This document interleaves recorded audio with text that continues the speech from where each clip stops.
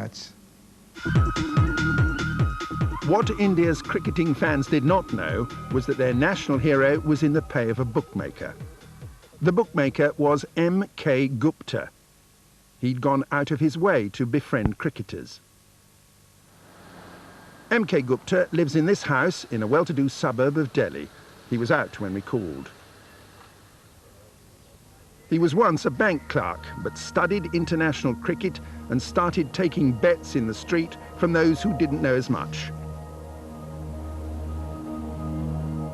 From the early 90s, he'd been meeting cricketers in hotels and paying them for information or fixing matches. He travelled the world and with insider information made his fortune from cricket gambling. According to Indian police, bookmakers were corrupting Azharuddin. In the Taj Palace Hotel in Delhi, there was even a special locker where money for Azharuddin was deposited by bookmakers. His hotel bills had actually been paid by M.K. Gupta. M.K. Gupta had all the right connections. Not only was Azharuddin in his pay, so was Cronje. This is the game Gupta wanted him to fix. South Africa against India at Kanpur in 1996. Cronje now admits he met the bookmaker. MK asked if we would give wickets away on the last day of that test to ensure that we lost. He asked me to speak to the other players and gave me approximately $30,000 in cash to do so. I led him to believe that I would. This seemed an easy way to make money, but I had no intention of doing anything. In Bombay, a few days later, M.K. Gupta tried again. This time, it was at the end of the tour. The South Africans were tired, some were ill. Most thought they'd lose anyway, so were surprised when a meeting was called in their hotel by Cronje. The team was asked to consider a bribe. I suppose the meeting came. Obviously, a bookie had approached Hansie. We didn't know about it, but it approached him at Kanpur in the previous game. But I only know that in hindsight. But the same bookie had approached him and said, if you lose the game, there's a sum of $250,000 on it for you, you see. I think the general feeling was, gee, that sounds quite interesting. Maybe this is a way of making easy money. So we didn't certainly say, tell the guy to get lost, but I can remember saying that this is a thing that we can't get involved in as individuals. This must be, the whole team must be in, or we must at least discuss it, or we mustn't do it at all. Were you surprised when you heard this offer that he'd been approached and had money to... Absolutely, yeah, no. I think, yes, surprise is a very good word. I mean, I was amazed, quite frankly, because I just didn't believe it was happening. Cronje then phoned the bookmaker and even got him to increase his offer. But there were people who were seriously considering whether or not to accept what was clearly a bribe. Yes, I would say, yeah, they were. Although Dave Richardson and the rest of the team decided in the end not to accept the bribe, the King Commission was clearly sceptical of Cronje. He was asked to explain how it was that after his earlier actions, he'd turned down this money for jam. One or two players were keen to go along with this plan. Why didn't you take it, tell nobody about it, and get this money for jam? You yourself say how much you loved it. I don't know why I didn't take it. There's no apparent reason in my mind why I didn't take it. It's hindsight, a foolish decision, would you not say? I was very annoyed with myself for not taking it, yes. Cronje maintained that he only took money for information and not for fixing matches. But he certainly profited. According to the King Commission, he received nearly $130,000. These were the payments they knew about. What do you think has been the effect of the Hansie Cronje affair? Well, I think, as I say, that's one person. There's a lot more than that. I mean, Hansie Cronje, maybe he's got more to tell.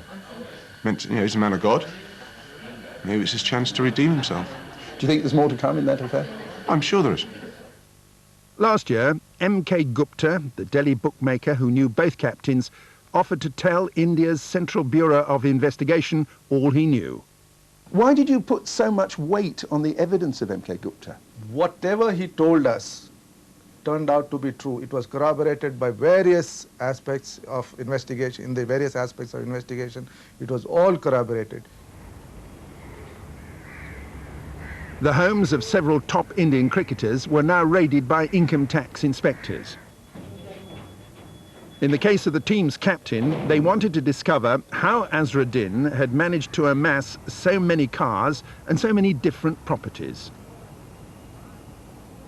We searched his house. Various properties which belonged to Mr. Azharuddin and people related to him was searched. And we found a lot of unexplained assets, lot of properties, lot of wealth, which is far beyond what he ever earned in his life. Do you actually have evidence that Azharuddin did fix a cricket match? Yes, in fact, Azharuddin himself has accepted before us that he fixed matches. M.K. Gupta has told us specific matches which he fixed and he gained money. Azharuddin may have made a police confession, but refused to admit in public that he'd done wrong. I totally deny these allegations and treat them with all the contempt they deserve.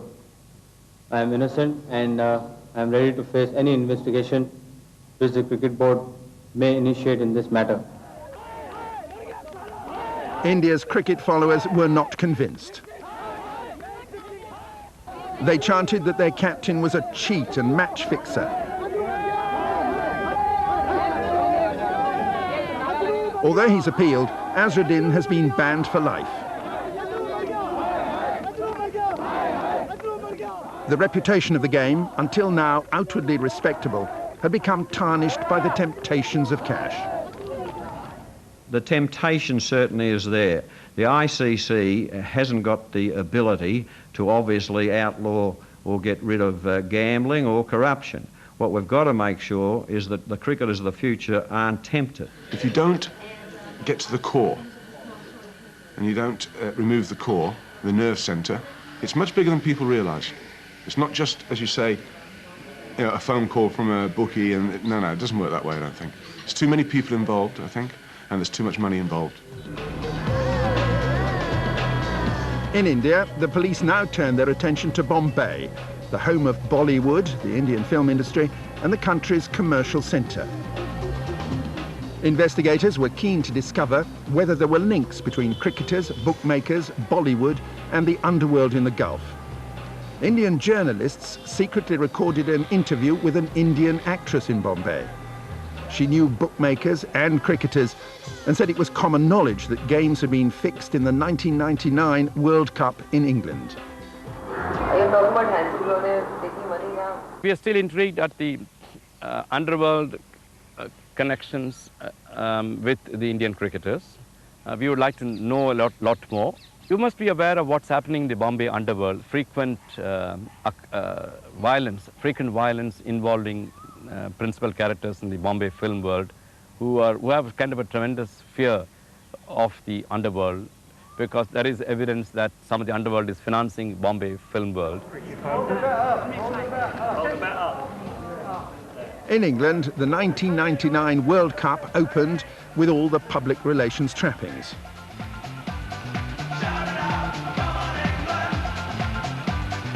Every national team was going to take part, and Indian police watched as their bookmakers flocked to London. Bets were being placed on these matches, and we had 3-4 good cases where arrests were made and cash was recovered, and the betting documents were also recovered.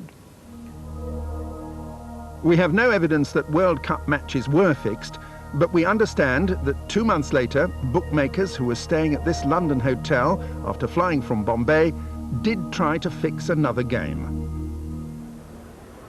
Chris Lewis, an England player who'd never been in contact with bookmakers before, was the cricketer they decided to approach.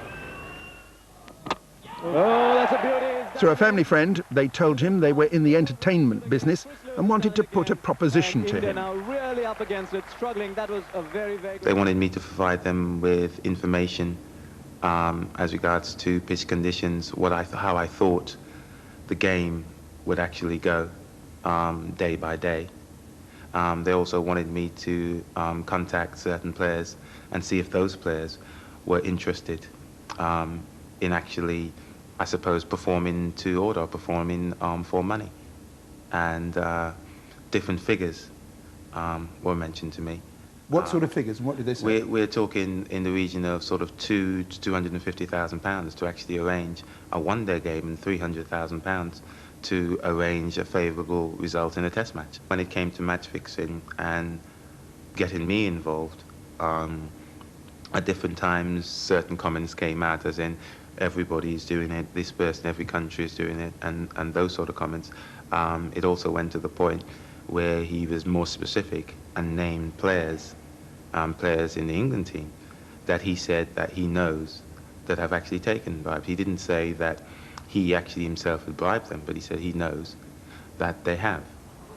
Those players have never been named in public. Chris Lewis reported the approach, and the allegations are still being investigated. The game the bookmakers wanted Chris Lewis to fix was England versus New Zealand at Old Trafford in September 1999. It was England's first series after the World Cup. That's a big shout, he's gone. The approach is now the subject of an inquiry by Scotland Yard. Only weeks before the Cronje scandal broke, England came to South Africa. Their last game in the Test series was at Centurion Park near Pretoria. South Africa's captain was Hansie Cronje. But rain had interrupted much of the play, and it looked as if the match would be drawn. On the fourth evening of this test, Cronje was phoned on his mobile by a professional gambler.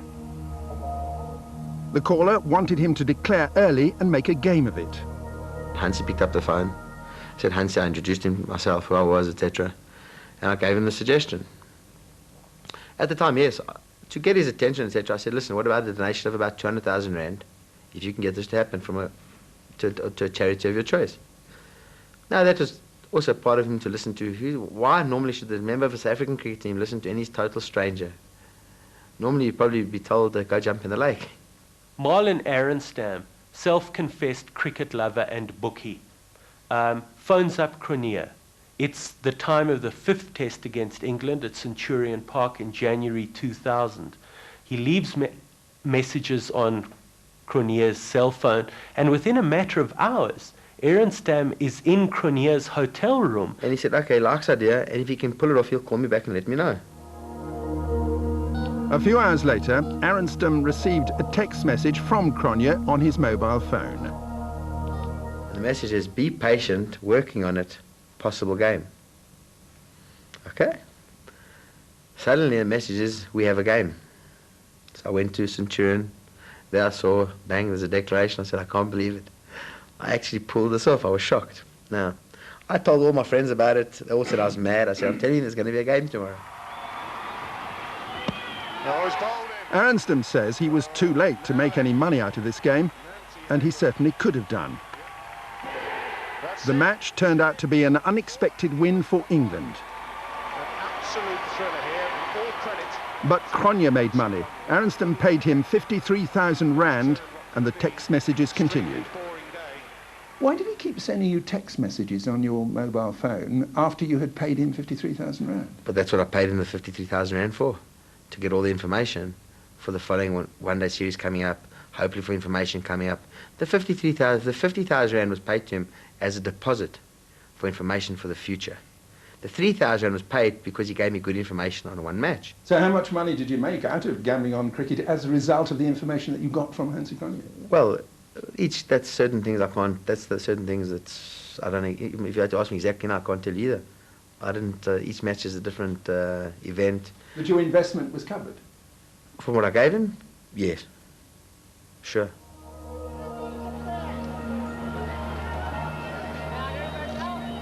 In India, police were now closing in on the bookmakers Cronje and others had been talking to.